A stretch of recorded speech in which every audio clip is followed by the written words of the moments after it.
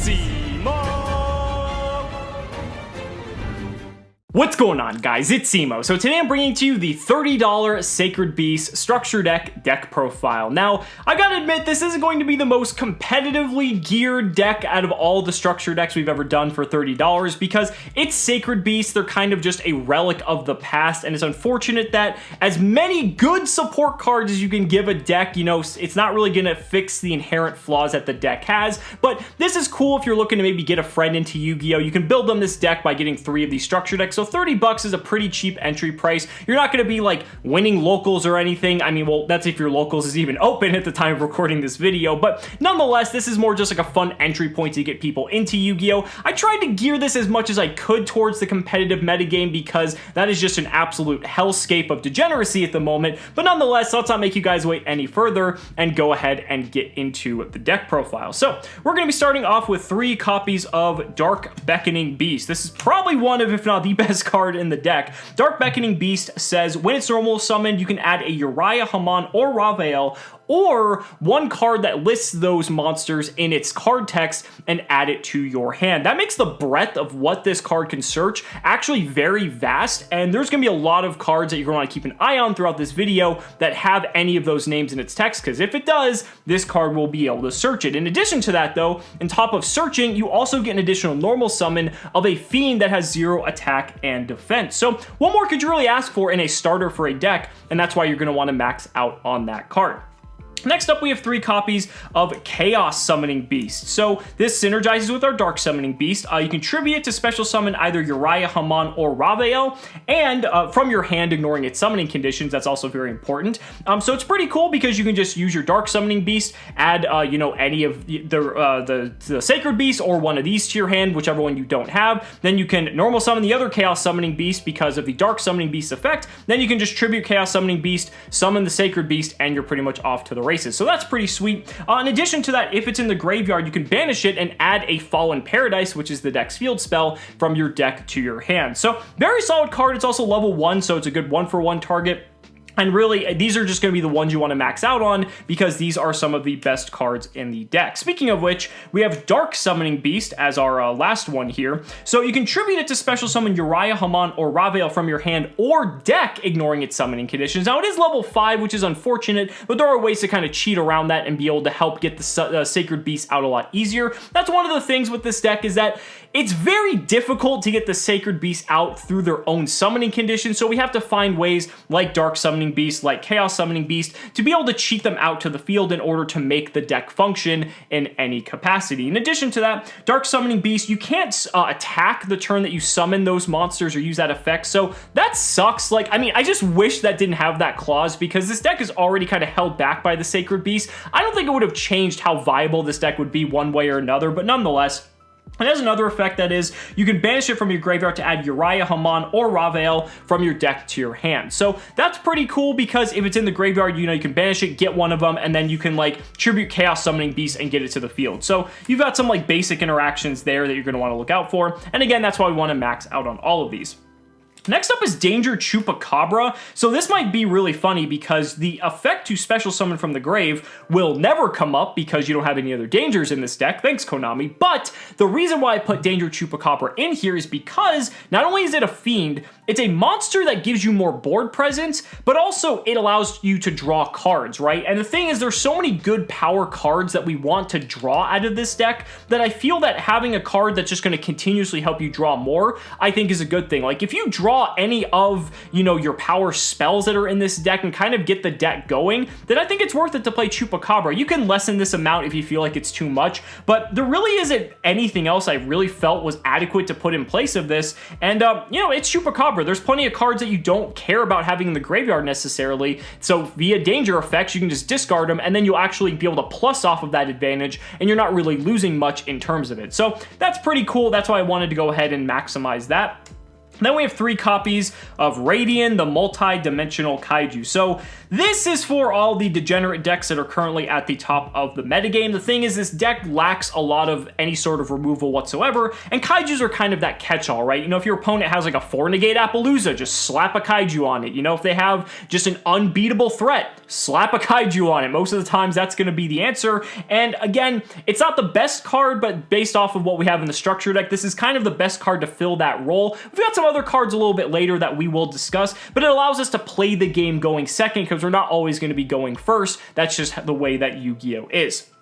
So that's going to do it for the main monster lineup, aside from, of course, our Sacred Beast. So I'm actually playing 2 copies of each Raphael, Haman, and Uriah. Now, the reason I'm playing 2, because honestly, these cards are kind of bricky, I'm not going to lie. But the thing is, when it comes to them, is that we are playing Pot of Desires, and so we want to have multiple copies of each in case we do banish them off Desires, because we want to have at least 2 onto the field for the trap card, which we'll discuss a little bit later on. And the thing is, you don't want to play 3 of them because, like, again, they are very bricky, and if you don't have the means to get them on the field, they're just going to be sitting in your hand doing absolutely nothing. So I feel like 2 of each is the correct number. You could dump it down to 1 if you really want to go that route. I would say if you probably maybe not with Desires, but even then, like, if you want to risk it, go for it. I just don't think it's advised. And then we have 1 copy of Raphael, Lord of Phantasm, Shimmering Skyscraper to wrap up our monster lineup. This card's just really good. Allows you to go second very well and just absolutely hit in for an absurd amount of damage. And it's a one of just because, like, it's not like an automatic win like in every scenario, and if you banish it off Desires, like, it's really no big deal. So that's it for the monsters. Moving on to the spells. 3 copies of Opening the Spirit Gates. Oh man, this is like one of the craziest cards ever. It's kind of unfortunate it's in Sacred Beast, but man, this is like a hell of a card for a deck. So on activation, you can add Uriah, Haman, or Raphael, or a monster that lists any of those monsters from your deck to your hand. So that means you can get like any of the summoning beasts. You can get like you can pretty much almost search the entire deck with this card, which is so cool. In addition to that, once per turn, you can discard a card, special summon a Fiend monster with 0 attack and defense from your graveyard. So, all of the cards that we saw previously that have 0 attack and defense, the Chaos Summoning Beast, the Dark Summoning Beast, we are able to get those from the graveyard. Say we discard them with something like Chupacabra. You can see the interactions here, and allows us to kind of bypass any sort of normal summoning restriction. And if that weren't enough, if once per turn, if you control level 10 monster, you can add a continuous spell from your graveyard to your hand. You can only activate this once per turn. So what's cool is if you have multiple of these, you can get one back for the next turn. So that is just insane. It doesn't like restrict itself in that way. This card, you should be playing like 6 of this if you could. This card is so good. Next up, we have Pot of Desires. I feel like you definitely need it for this deck because you need all the cards you can get to help you get these Sacred Beasts onto the field. You should not be playing any less. This is 100% correct. Next up, we have 3 copies of Swords of Concealing Light. So this is in a similar light to the Kaijus because although it won't be able to flip Link monsters face down, any sort of non-Link monster that is a threat to us, Swords of Concealing Light either is going to bait the negation or it's going to flip everything face down and allow us to play the game, and that's what we need. We need some cards for going second, and again, our options are kind of limited, but in light with the Kaijus, Swords of Concealing Light can actually hit everything if our opponent doesn't have a spell negation, so that's really cool. The Kaijus can then take care of something like the Link monsters, or you can use them in tandem with one another, and then you still have like, what, 3 or 4 cards still for the rest of your turn, maybe even more with Desires and so on. So I feel like you want to have this just as a contingency plan for going second. It's a pretty okay option given what we were provided in these decks. Next up, we have 2 copies of Dimension Fusion Destruction. This card is really cool because it's like kind of like a pseudo super poly, but obviously not like taking your opponent's stuff, but it has the clause where your opponent can't respond to it sometimes. You have to banish from hand, field, or graveyard, so I want you guys to think of this like an Overload Fusion for anyone familiar with Cyber Dragons. Think of this as like a card that if you're in the mid game and you have all the Sacred Beasts in your graveyard or maybe one of them in your hand, you can just drop this and get a huge 10k body on the field in Armatile. So that's just pretty nice. It's kind of like your win condition if the game goes to the mid or the late game. I'm playing 2 of it again because of Desires. I would only play 1 of it otherwise, but it's a fine card. Again, it's going to be bricky if you don't have the setup for it. If anything, you can just pitch it and discard it for any of these other effects. So nonetheless, it's still a very powerful card nonetheless and will win you games if you can drag out the game long enough, which you don't necessarily want to, but if you have to, it's kind of like a good option to have.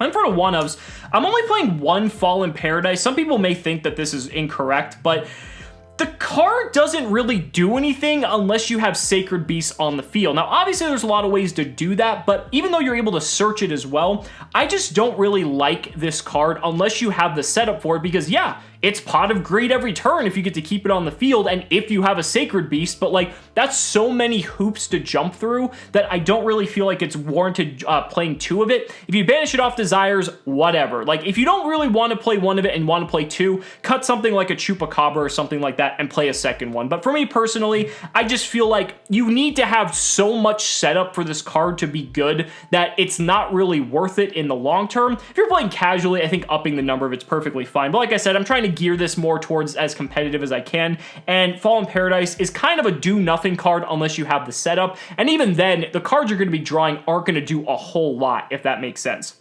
Then wrapping up the spells, we have the 1-for-1 just to get our Chaos Summoning Beast and have a free summon in that way. It also discards a card, which can be helpful. Then for the traps, we have Awakening of the Sacred Beast. This card is very, very good if you can get the setup. This is your turn 1 game plan. You basically just want to get 2 Sacred Beasts onto the field, which, let's be honest, is a lot to ask for. But if you can pull it off, which I don't think is too ridiculous, negating activated effects of monsters your opponent controls, you're just skill draining them. Like, there is going to be no way they're going to be able to deal with that, especially in a metagame that is very monster heavy, which typically competitive Yu-Gi-Oh tends to swing that way. You will just be able to just completely lock them out, and then on the following turn, you can just pound in with all of your huge Sacred Beasts and probably just win the game from there. So this is your turn 1 game plan. It's pretty nice. Also, even if you just stick 1, you're going to gain so many life points from that 1 effect that they're probably not going to kill you, so that at least gives you some confidence in the fact that you might be able to make the game go a few turns if that is the case. And lastly, for the traps, we've got 2 copies of Escape from the Dark Dimension. This is really good because we have a lot of our Dark Summoning Beast, Chaos Summoning Beast, all those cards that are going to be getting banished from their own effects. So this card allows us to get those back and recycle some of those effects again. Very solid card. It's also a continuous trap up for a Uriah, I suppose. But that's going to do it. The deck is 40 cards. And last but not least, you've got your extra deck, which is really not much to talk about here. You've got 3 Armatile. This is pretty much going to be your go-to in most instances. This card is just gigantic and you're just going to kill them if you resolve that fusion spell. You've also got 3 Phantasm Emperor Trilogic. I probably completely butchered that, but in any case, you've got 2 fusions to pick from. I think Armatile's better in most instances, but you've got the other one if you want. And then you've also got all of your Phantasm tokens as well. I guess you have the Martyr tokens if you're not playing the Martyr spell. But nonetheless, you've got them in any case to try to do something with your Ravel. So guys, that's going to wrap up this deck profile. Let me know down in the comments what you guys think. I'd really love to hear your thoughts or any other advice you might have for anyone looking to pick up this deck. Thank you guys so much for watching the video. Be sure to like the video as always. Subscribe to the channel for more amazing Yu-Gi-Oh content. And if you found this video helpful, consider supporting me on Patreon or becoming a YouTube channel member. Just by showing your support in any way that you can, you're investing in my ability to continue bringing you amazing Yu-Gi-Oh content. So thanks so much again, and we'll see you next time.